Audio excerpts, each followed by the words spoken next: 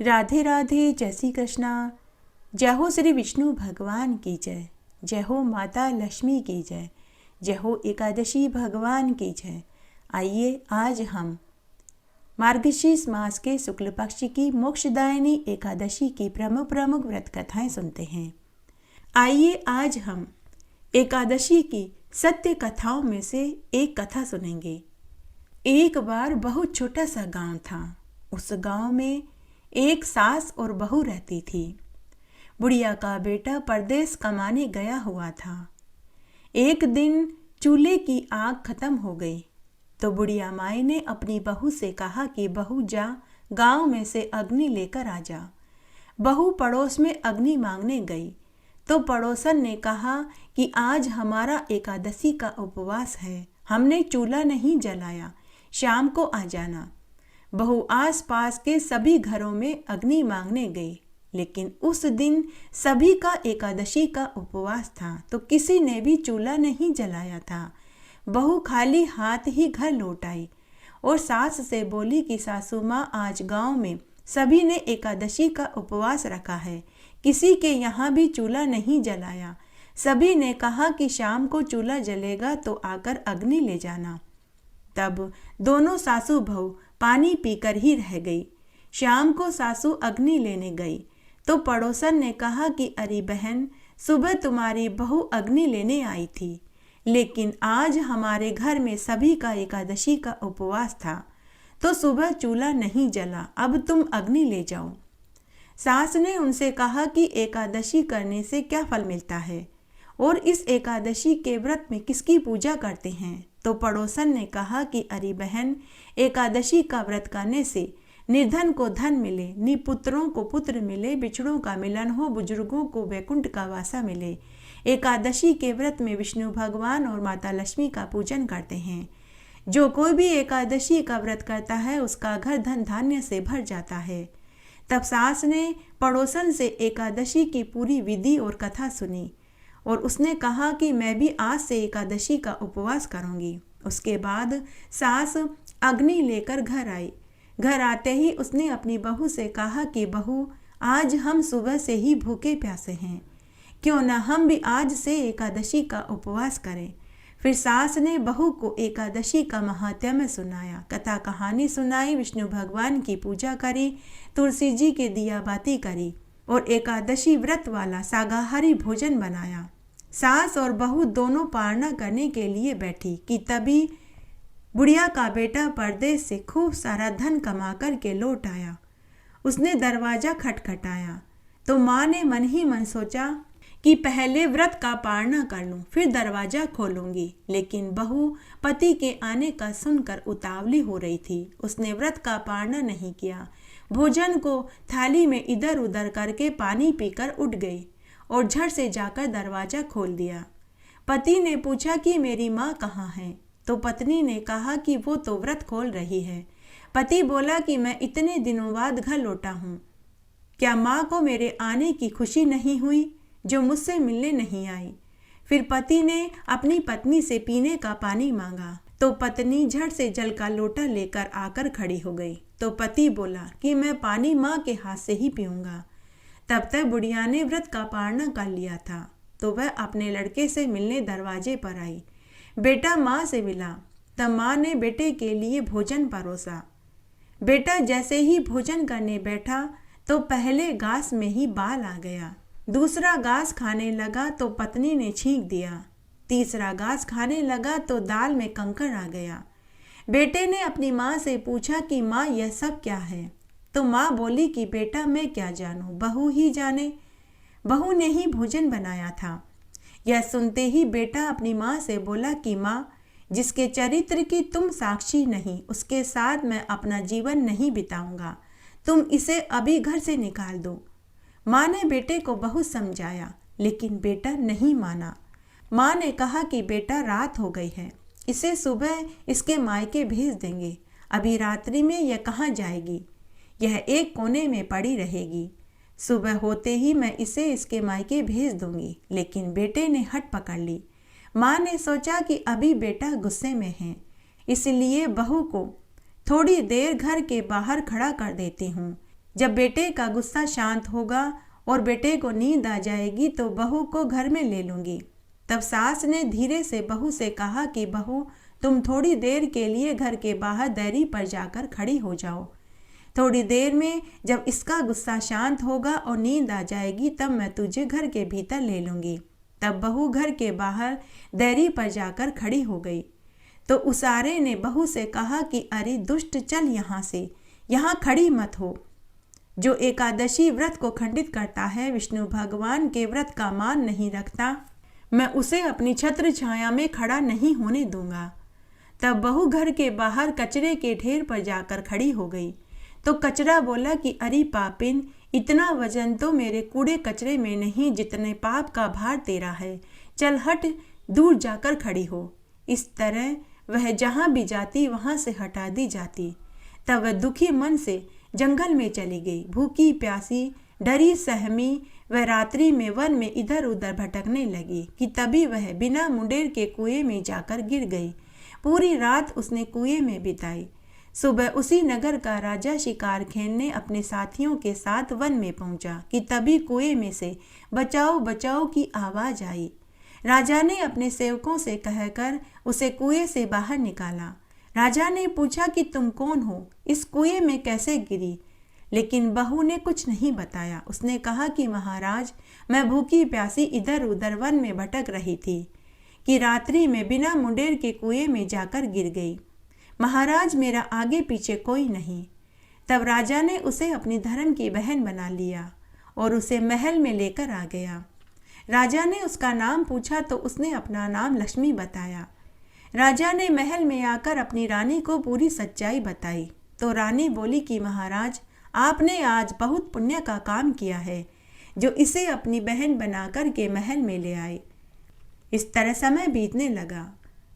जब राजा के महल में रहते हुए एकादशी तिथि आई तो लक्ष्मी ने एकादशी का उपवास किया, भगवान विष्णु का और माता लक्ष्मी का पूजन किया। जब रानी ने अपनी मुंह बोली ननद को पूजा पाठ करते हुए देखा तो पूछने लगी कि तुम ये क्या कर रही हो? तो लक्ष्मी ने कहा कि भाभी, आज मेरा एकादशी का उपवास है। तो रानी ने एकादशी के व्रत का मजाक उड़ाया।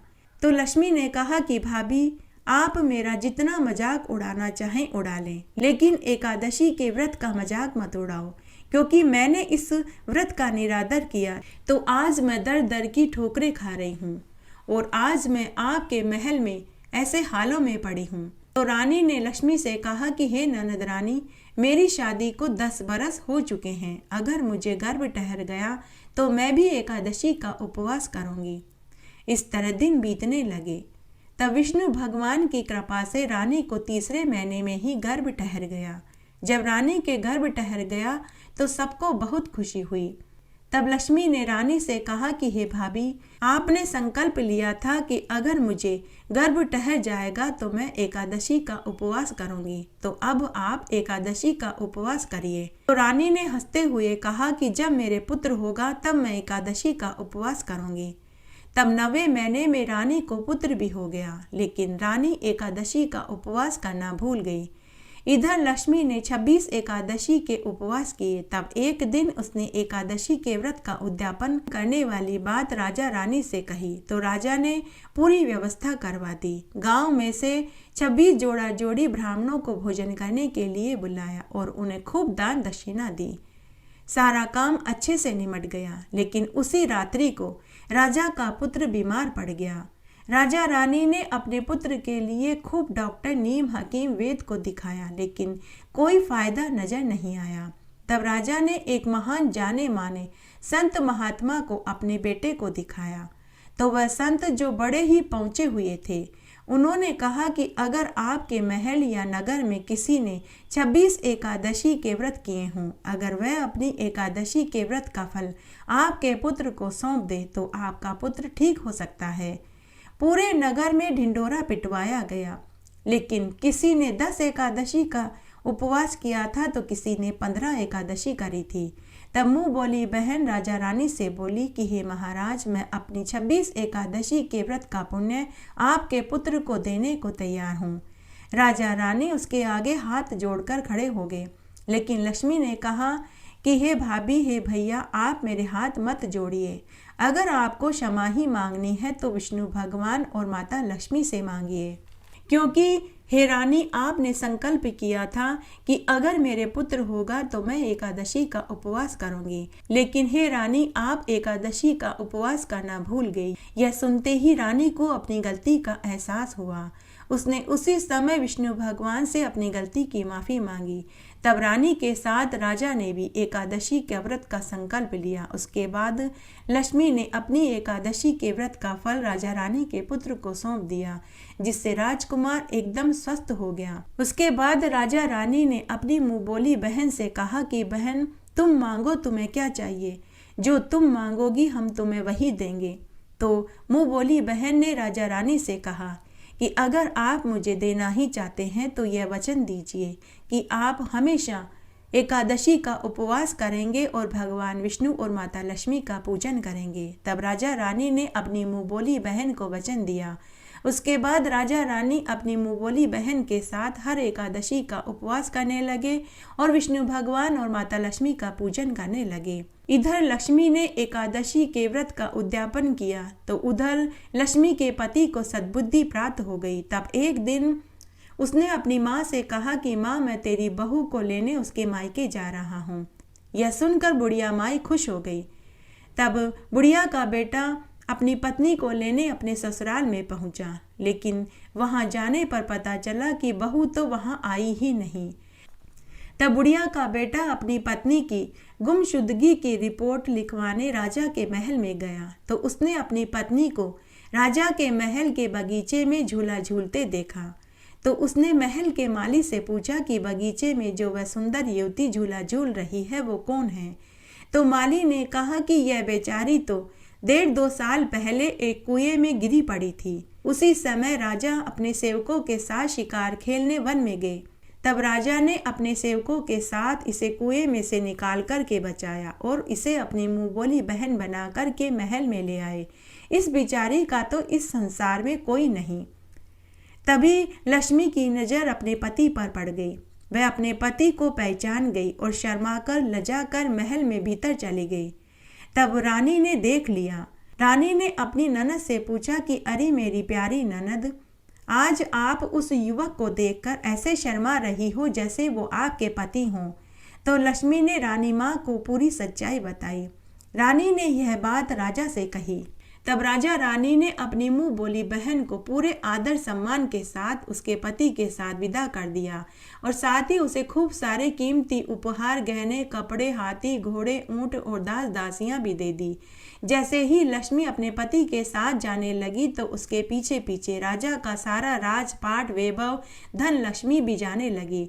तो रानी अपनी ननद से बोली कि अरे ननद बाईसा, जरा पीछे मुड़कर तो देखो, आप तो अपने साथ हमारा सारा राजपाट और सारी लक्ष्मी भी ले जा रही हो।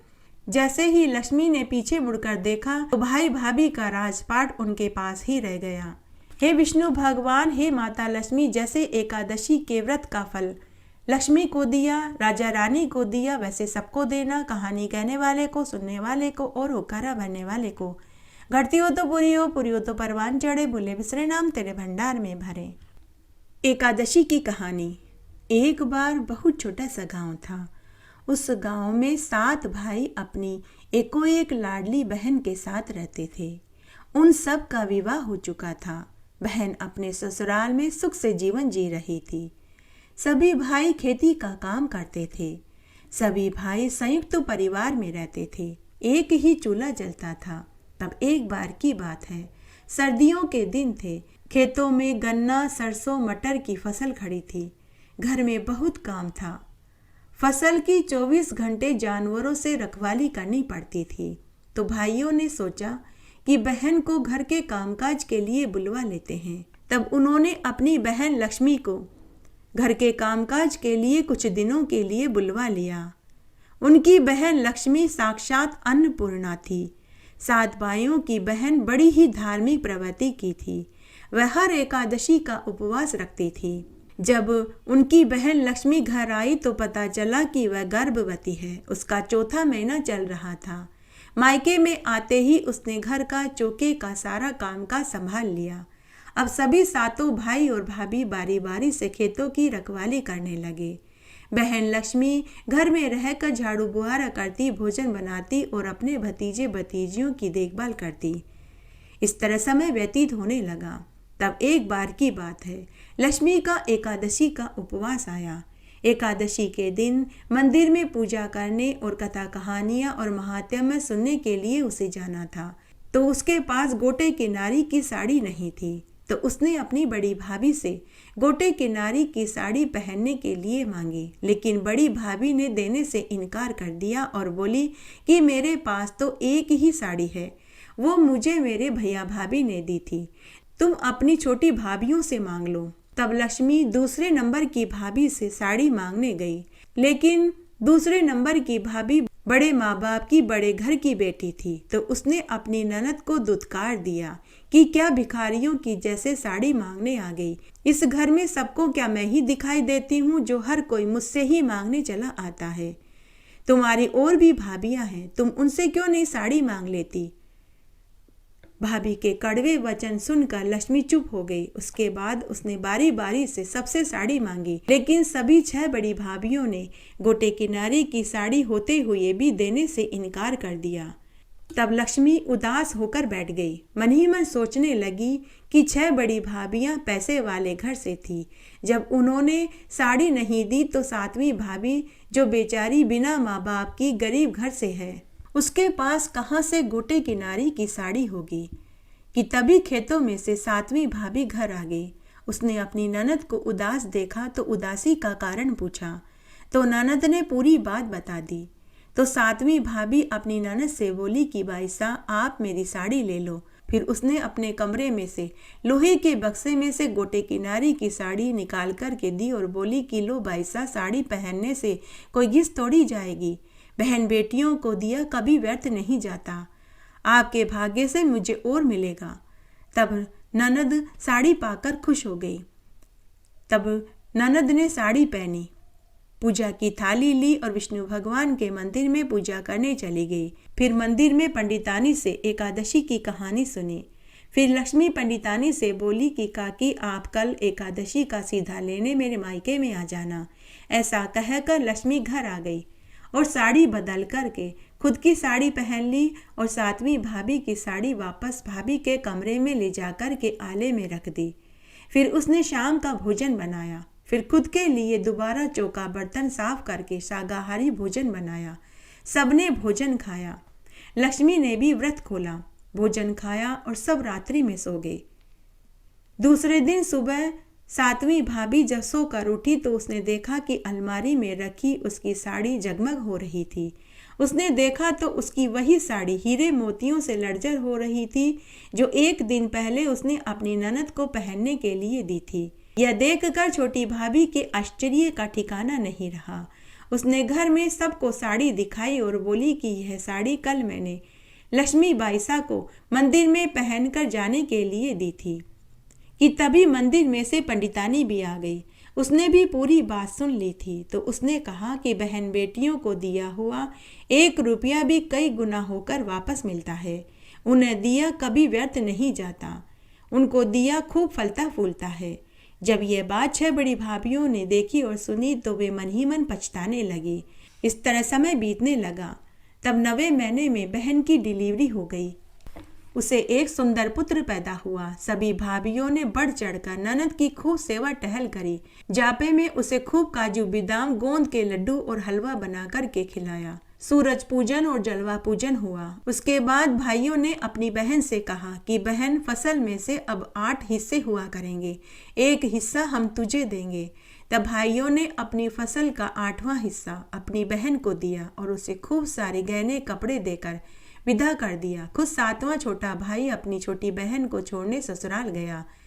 जिस समय भाइयों ने अपनी बहन को 8वां भाग देने का प्रण लिया, उस समय ही भगवान विष्णु के साथ माता लक्ष्मी का उनके घर में स्थायी वास हो गया।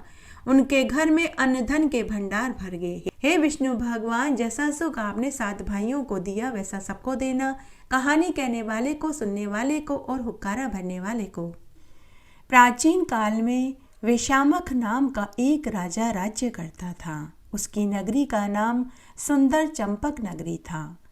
राजा के राज्य में चारों वेदों के ज्ञाता ब्राह्मण रहते थे।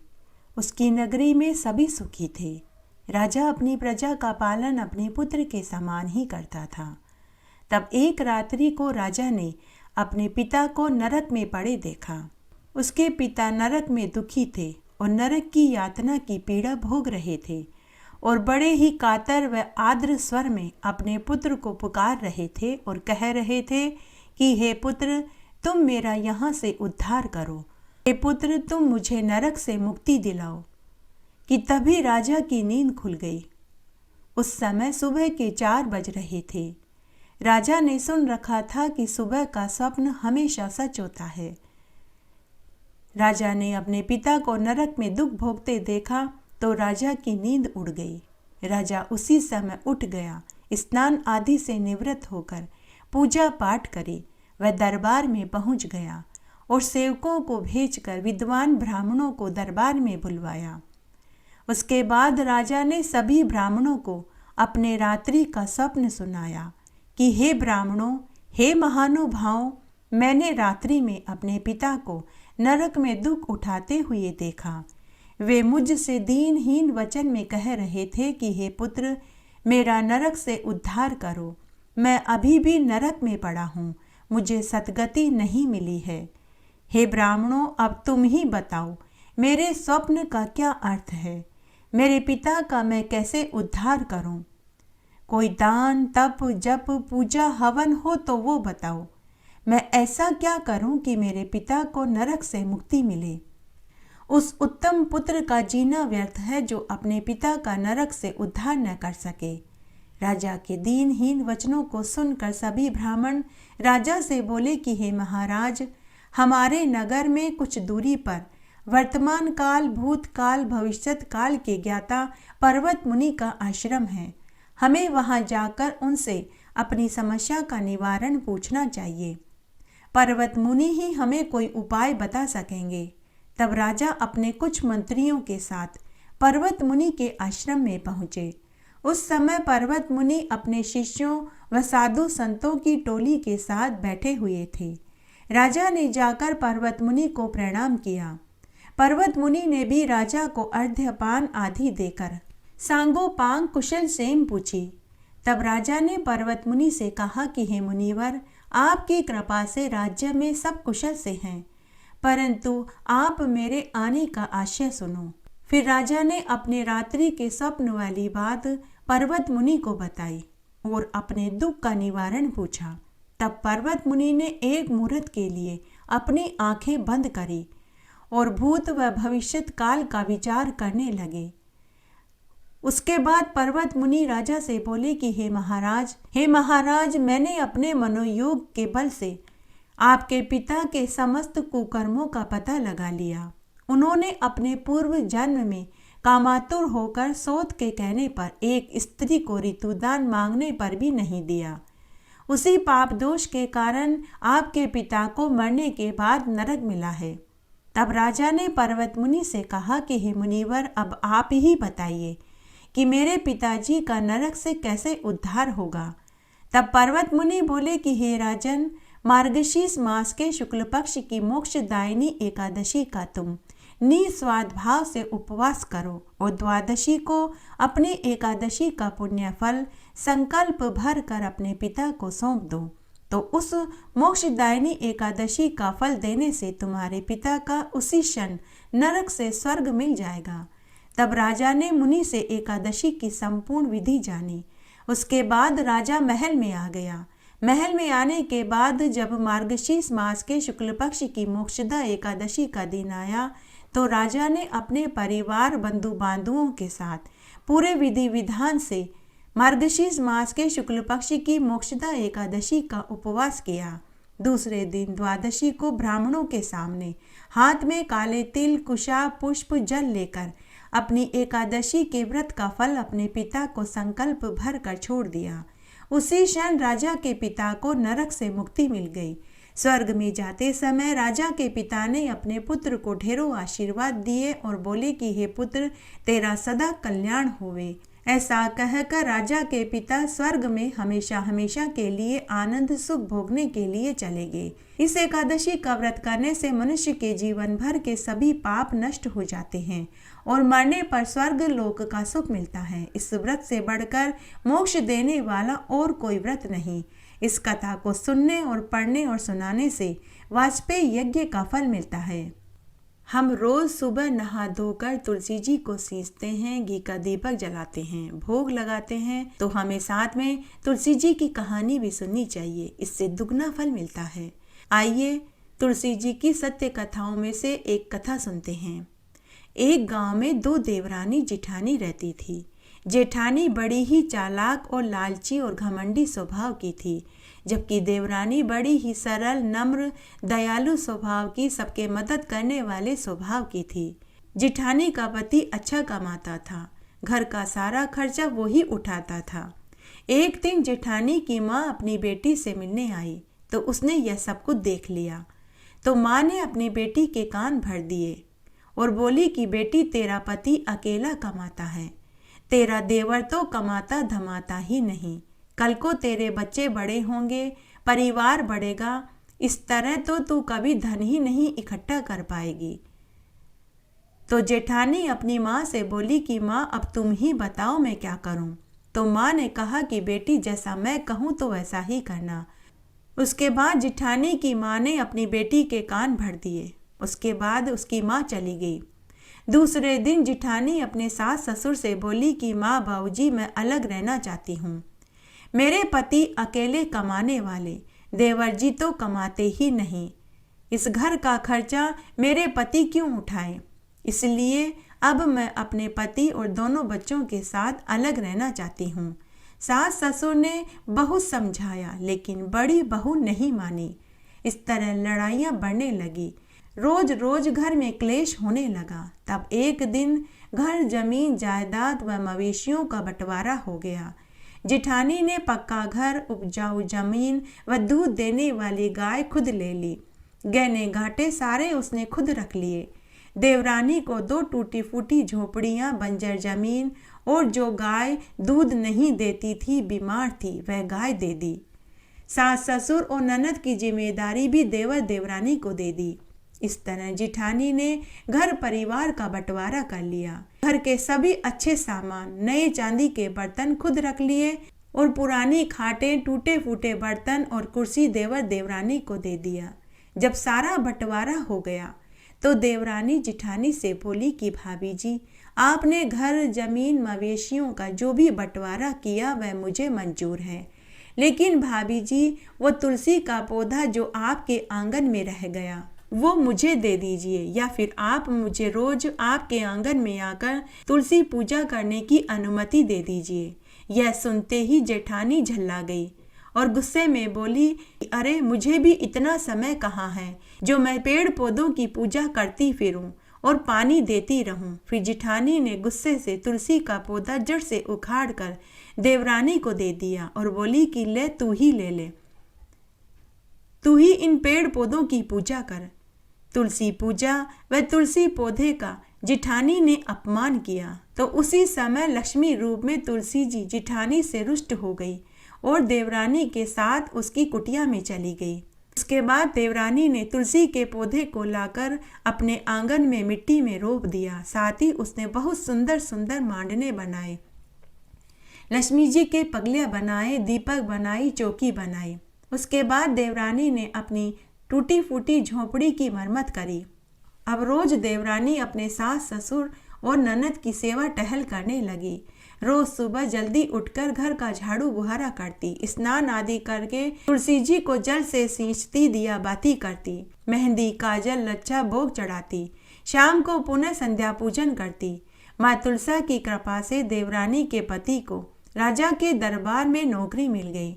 राजा उसकी ईमानदारी से बहुत प्रसन्न हुए तो राजा ने उसे रहने को सुंदर मकान और साथ में उपजाऊ जमीन भी खेतीबाड़ी के लिए दे दी। उसके बाद देवरानी अपने पति, सास ससुर व ननद के साथ खुशी खुशी नए मकान में रहने लगे। 2-4 साल बाद ही देवरानी ने अपनी ननद की धूमधाम से शादी कर दी। उधर जेठानी ने जिस दिन माता तुलसी का अपमान किया था, जड़ से उखाड़ कर देवरानी को गुस्से से दिया था, उसी क्षण लक्ष्मी जी उसके घर से रुष्ट होकर चली गई। उसके 6 महीने में ही पति की नौकरी चली गई। पति को मियादी बुखार आ गया, बच्चे बीमार रहने लगे, बच्चों का स्कूल छूट गया, घर में जो धन था चोर चुरा कर के ले गया। अब तो एक समय के भोजन का जुगाड़ भी जिठानी बड़ी मुश्किल से कर पाती थी। अब जिठानी लोगों के घरों में झाड़ू पोछा करने लगी। उधर देवर देवरानी दिन दूनी रात चौगुनी तरक्की करने लगे।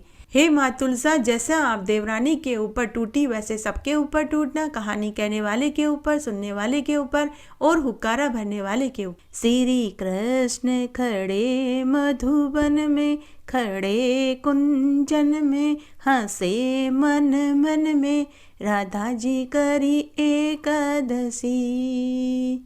कहो तो राधा जी थान रखड़ी गड़ा द्या, रखड़ी गड़ा द्या थान झूमी क्या गड़ा द्या।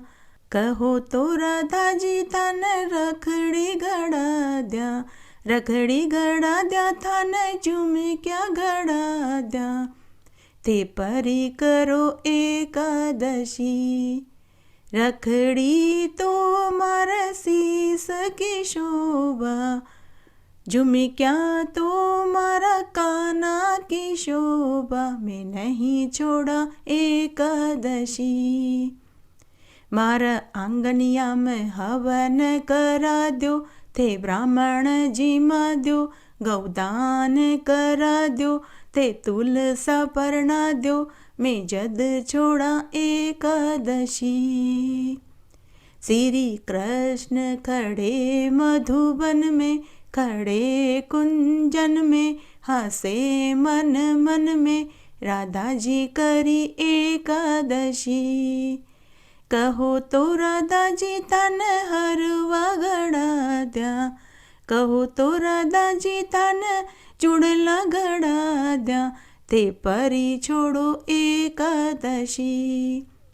हरवा तो मार गले की शोभा, चुड़ला तो मारे हाथा की शोभा, मैं नहीं छोड़ा एकादशी। मारा आंगनिया में हवन करा दो, थे ब्राह्मण जी मा दो, गौदान करा दो, ते तुलसा परना दो, मैं जद छोड़ा एकादशी।